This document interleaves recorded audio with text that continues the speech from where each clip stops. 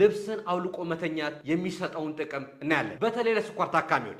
ታዲያ ወደ ዋናው ሶስቱ ከመግባቴ በፊት ይሄንን ቪዲዮ ፎሎ ማድረግና የፎሎ በተኑ መንካት እንዳይረሳ። አንደኛ ቆሽታችን የሚያመነጨውን ኢንሱሊን በቀላሉ ሴሎቹ በር ውስጥ ገብቶ የሴሉን በር እንዲከፍትና ስኳሩ እንዲገባ ይረዳናል። ሰውነታችን በሚቀዘቅዝበት ጊዜ እንዲሞቅ በሰውነታችን ውስጥ ያለውን በደማችን ውስጥ በስቶ ያለውን ስኳር መጀመሪያ በርን ያደርጋል። እሱን ከጨረሰ በኋላ በሰውነታችን ውስጥ ተጠራቅሞ ያለውን ግላይኮጅን የምንለውን ስኳር በሁለተኛ ደረጃ በርን ያደርጋል። በሶስተኛና በመጨረሻ ደረጃ በስብ መልኩ የተቀመጠውን በሰውነታችን ውስጥ የተጠራቀመውን ስብ በርን ያደርግልን። ይሄ ደግሞ ኢንሱሊን ሴንሲቲቪቲ እንዲጨምር ያደርገዋል። ሁለተኛው እንቅልፍ ኳሊቲውን እንዲጨምር ያደርገዋል፣ ወይም የእንቅልፍን ጥራት እንዲጨምር ያደርጋል።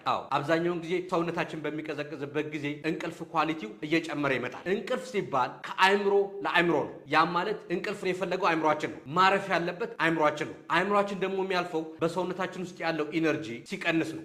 ብዙ ጊዜ የሚታሰበው ጥሩ እንቅልፍተኛ የሚባለው ከ7 ሰዓት እስከ 9 ሰዓት ያ ኳንቲቲው ነው። ለእንቅልፍ ግን የሚያስፈልገው ኳሊቲው ነው። ጥሩ ኳሊቲ ስሊፕ እንድንተኛ ነው የሚያስፈልገው። ይሄ ስሊፕ ያስፈለገበት ዋነኛው ምክንያት በእንቅልፍ ሰዓት ነው። ጥገናውም የሰውነታችን ውስጥ ያሉት ጥገና፣ የሞቱ ሴሎች የሚወገዱት፣ አዲስ ሴሎች የሚያድጉበት። ሶስተኛውና የመጨረሻው ስትረስ ሆርሞን የምንለው የጭንቀት ሆርሞኑን ሪባላንስ ያደርግልናል ወይ ባላንስ እንዲሆን ያደርግልናል። ምክንያቱም ጥሩ እንቅልፍ ስንተኛ ሁልጊዜ በሰውነታችን ውስጥ ያለው የስትረስ ሆርሞን ይቀንሳል። ያ ስትረስ ሆርሞን ቀነሰ ደግሞ ማለት በደማችን ውስጥ ያለው ስኳር ቀነሰ ማለት